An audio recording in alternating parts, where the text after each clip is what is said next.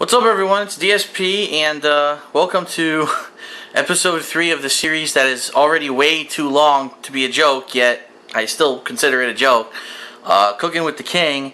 It is dinner time. It is 7:30 at night. I am starving. I should have eaten an hour ago, but I was busy making a channel update video, and so now I need to get something together, and I want something big, something that's going to fill me. Actually, I had a very quick lunch today, very small one, so I am really hungry. This is going to be my primary meal for the day. So I'm going to whip together some burgers. And there's 100 different ways to make burgers. Here, hold on a second. I'm actually going to go to my fridge while I just leave this camera here recording for a second. There's 100 billion different ways you can make burgers. I mean, I've seen people who go the traditional route where, you know, it's just ketchup and cheese. I am going to make cheeseburgers, by the way, because that is more American than just a hamburger. I've seen people who go crazy ways and just put jalapenos and onion rings and things on their burger. I don't go that extensive, but I do like to mix it up a little bit. So what are we going to do to start out with our burgers? Now, if I had 100, hours to make the food, I would have nice fresh ground beef. But let's face it, after I cook bacon, I don't even know enough to wash my fucking hands. So if I was going to make ground beef, I'd probably kill myself. So what I do usually when I do make burgers at home, I buy some kind of a patty from the store. And don't get the generic brand. If you're going to get something, this is actually a local market store that I have, and their stuff's really good. Actually, this kind of burger and also Bubba Burgers. I've had Bubba Burgers before, and Bubba Burgers are really good. The problem with Bubba Burgers is they're a little bit harder to cook than these. It's hard to judge when they're going to be ready. These usually, they're very easy to cook. In fact, this has an 8-minute time limit where you just cook it 2 minutes on each side and flip it, and it's done. And it's not so overdone that it's dry, but it's just good enough that it's juicy. I actually got the ones that have Vidalia onion pieces inside of them, which are absolutely delicious. But you can get different ones. Like sometimes you can get ones with cheese already in the burger, which I think is gross. But you can get ones with bacon bits and things like that. I don't go too crazy, but anyway, here we go. 2 third-pound burgers. They're not even going to be close to being a third pound once they're cooked because they lose so much from the fat. So anyway, they're frozen burgers. The first thing we're going to do, as we've talked about before, let me position this camera. I can't really see where it's pointing. We're going to use Pam on a frying pan. Now, the thing about this frying pan is a little bit special. It's kind of like a griddle pan. It's flat, and it's square, and it has these ridges. So you're going to get those sear marks on your burgers when you cook it on here. I actually do have a panini grill over there, and I've heard you can cook burgers really well on it. I haven't tried it yet. I might try it at some point, but I'm hungry now. I don't want to experiment. I'm making a video. I have to make sure that the food comes out well. So I'm going to go ahead and I'm going to spray down my cool pan with the Pam, like I always do. I say you can use oil, you can use butter, but I just go ahead and I use the sprayable Pam. I'm going to turn it on to my burner on medium here. Now, the problem that you're going to find when you get frozen burgers often is they freeze together. And it's a pain in the ass because, especially if you didn't cook them right away, they're like a rock. So what I usually do, and unfortunately I don't have a lot of room here today because I have so many ingredients laid out, but you got to separate these guys, and usually a metal spatula does the trick. Shit, I really have nowhere to do this. Now, let's move my bread a little bit here. And maybe try to separate it on a plate.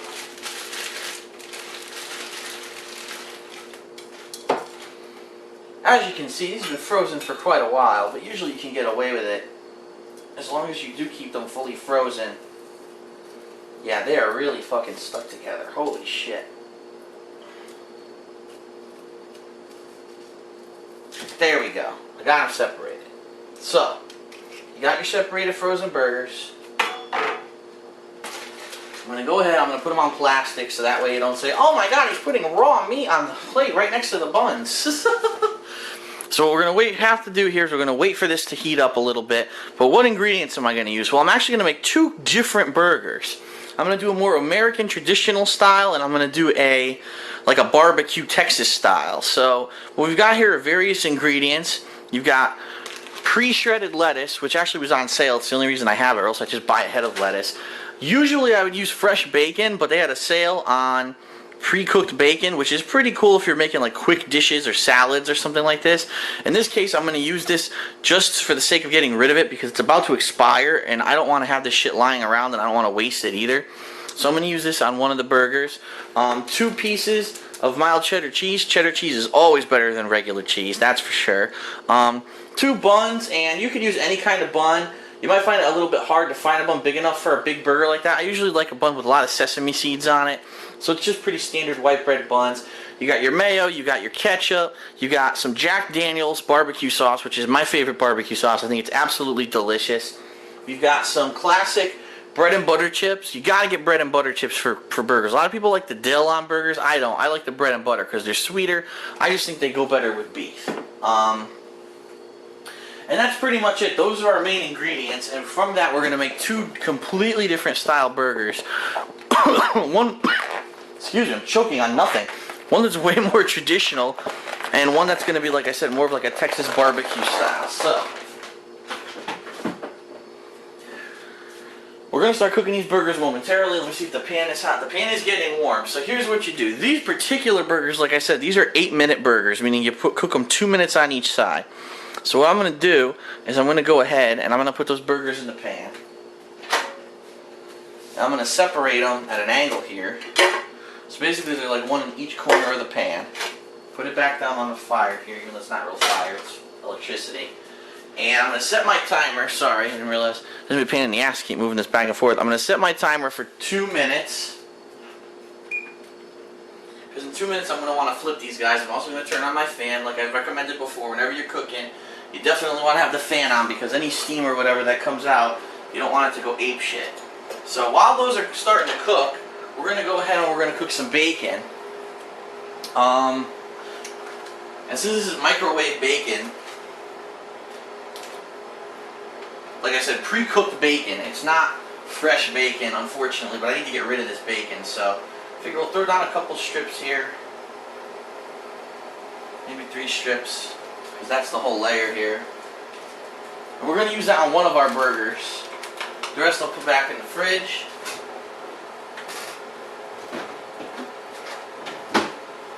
Now the bacon's going to vary on cooking time. To be honest, I don't even know how long I'm supposed to cook 3 strips. This is pre-cooked bacon, like I said, so please don't give me any pain in the ass about touching the bacon. I will wash my hands in a second, but I'm going to get this in the microwave going.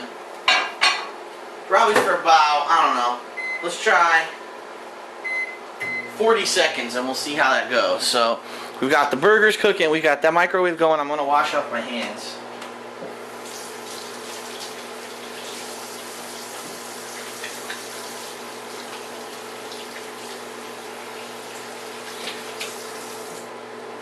Okay. Looks like 2 minutes is already almost up on the burgers. What we're going to do, to actually specific to the instructions of these particular hamburgers, is you do want to press them. Some burgers, they tell you don't press them, you'll lose the juice. But for these burgers, they've been specially designed. They actually have these grooves and patterns in them where if you push them down, you actually will get most of the fatty juices out and you'll get a better burger. So let's zoom in a little bit here. And so what I'm going to do, time's almost up. I'm going to go ahead and push the burger down. As you can see, immediately some fatty juices come out. I don't know how well you can see on this burger because I know it's on the close end here. But look at that sizzle and the juices come out there. That's all the fatty juices. So we're going to go ahead and we're going to turn the timer off. We're going to flip our burgers for the first time. A lot of people season their burgers. You can if you like. A little pepper, a little salt. These burgers I actually find are pretty tasty on their own. There's really no reason to do that. I'm going to go ahead and set the timer for another 2 minutes because like I said, it's 2-2-2-2. It's an 8-minute burger. Let's look at our bacon. Our bacon actually came out well. Our bacon is crispy. And that's exactly how you want it. You don't want it rubbery. You want a crispy bacon for the pre-cooked bacon because that's how you know that most of the fat's been out. Oops, sorry. I was not even close to the camera there. A nice crispy bacon. So that'll go on one of our burgers. So let's get that out of the way. Now, what you're going to want to do while your burgers are cooking, you're going to want to get all of your side ingredients ready. You don't want to have them not ready when the burgers are ready. So We'll zoom out here, and we're going to get everything lined up and ready to go. First thing you're going to want to do, get your bread ready. And depending on what kind of burger you're making, I'm actually going to turn on my panini grill. And I'm going to attempt to toast these buns. Which basically you only need to run it through a panini grill if you have one for about a minute, and the buns will get toasted. What I'm looking to do here is make two completely different burgers. One's going to be more American style, one will be like a Texas style. So this one I'm going to put the traditional ingredients like mayo, ketchup, maybe some lettuce and pickles and cheese. On the other one I'm going to do actually some barbecue sauce with the bacon and cheese. So two completely different flavors you're going to get from two similar burgers. So let's see here. Looks like we got 42 seconds left on the burgers. I just really need to wait for my panini grill to warm up, and then I'm going to go ahead and toss those buns over onto the grill. See, it's right over here. That's it right there. Right here. I cooked it actually right before this, and I don't want to lift it because if you lift a panini grill when it's warming up, that actually will cause it to cool down. It's actually the two plates connected that contain the heat and will make it hotter at a quicker pace. And actually, I'm going to pump this up a little bit higher than usual to high, because I'm going to want to toast the bread rather than just make it like, you know, warm. So, alright, so my burgers, once again, it looks like they're going to be ready to flip any second. So let's zoom in here.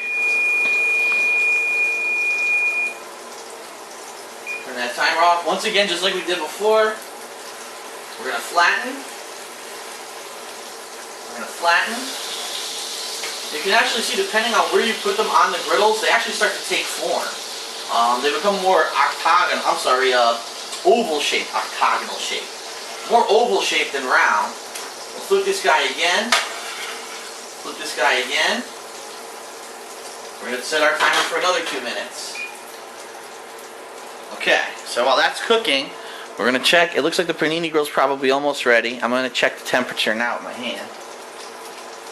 And it's getting warm. I don't know, it's taking kind of a while, and I'm wondering, with only roughly 6 minutes left, I don't know if we're going to make it. I might want to just pop these guys in the toaster. I think that's what I'm going to do. Unfortunately, I don't have enough time for the panini grill today. So we're going to pop these guys in the piece of shit toaster right here that never fucking works properly. Now we're just going to go with a standard, there we go. Well, it might help if I plugged it in too. A standard toasting on our bun. It is always better to have a slightly toasted bun than a raw, you know, well, not really raw, obviously it's cooked, but not just a plain bun. That's no fun having a plain bun. So once that's toasted, we'll start to put the ingredients together to formulate our meal here. Might want to grab a fork, the pickles,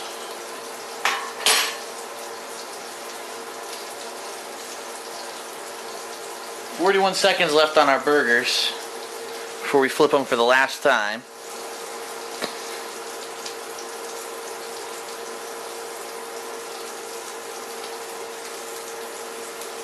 Do. That bun must almost be ready.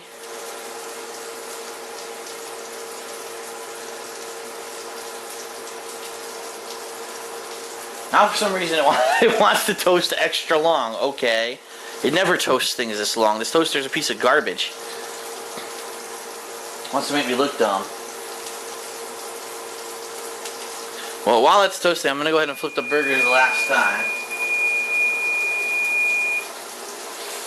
I'm doing the same thing. I know it's off camera, but I'm doing the same thing. Push it down on top of the burger. And flipping it one last time.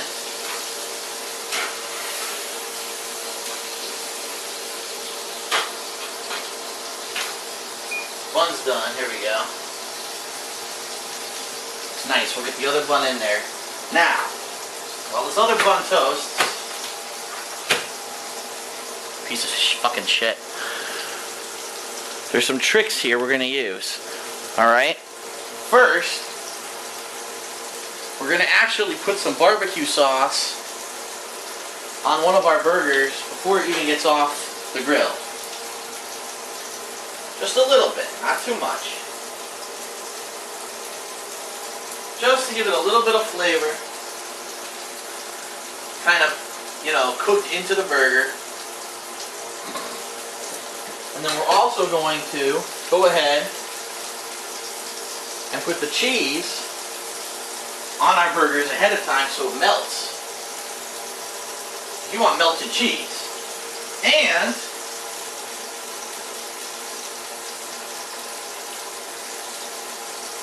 you can even go ahead, it's up to you. I'm going to do it, what the hell.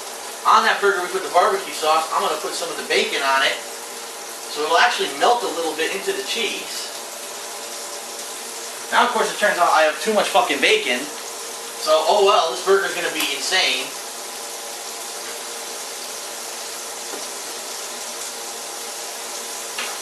Our second bun just finished toasting.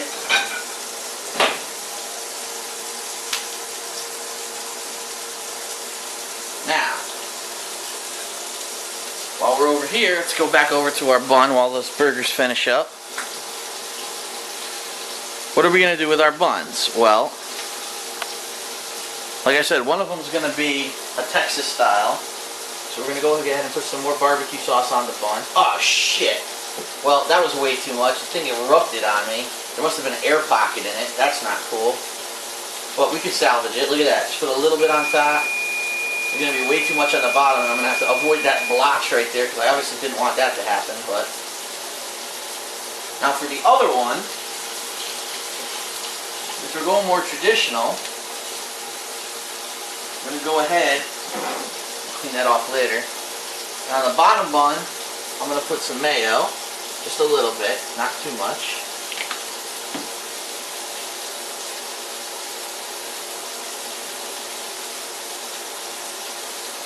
And now we'll bring our burgers over and we'll start to build them. So, let's go get them.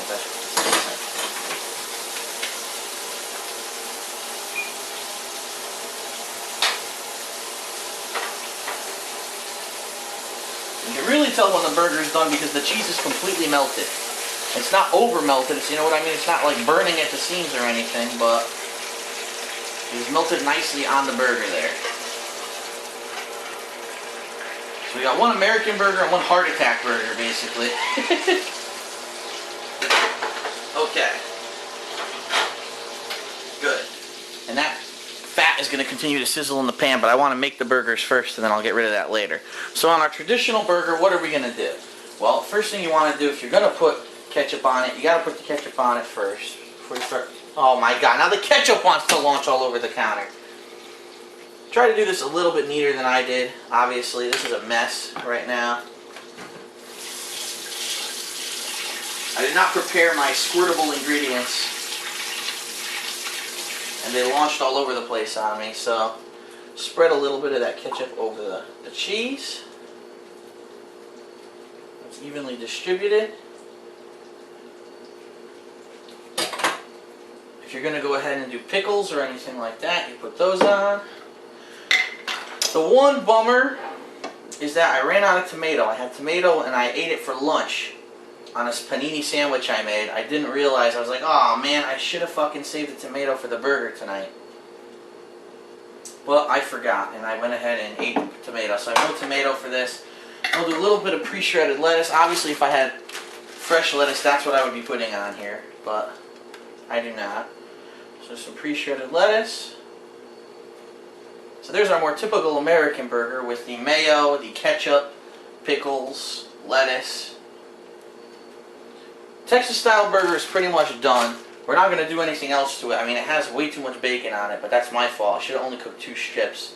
So I am trying to get rid of it. You got the barbecue on the top and bottom. And that's it. I mean, I'm going to enjoy these 2 completely different tasting burgers. I'm going to clean up this horrendous mess that I've now made because of the squirting of everything. But in, 20 minutes, pretty much, it could have been a lot shorter than 20 minutes if I wasn't showing you the ingredients. But we made 2 completely different burgers. One American style, one barbecue style. And it is a pretty fatty, high cholesterol meal. But for someone like me, like I said, who hasn't eaten really much all day and I'm starving, this is a good way to make sure that I'm not up at midnight, with an aching stomach. So that's it for this episode of Cooking with the King. I'm gonna clean up this mess and I'm gonna scarf some burgers down.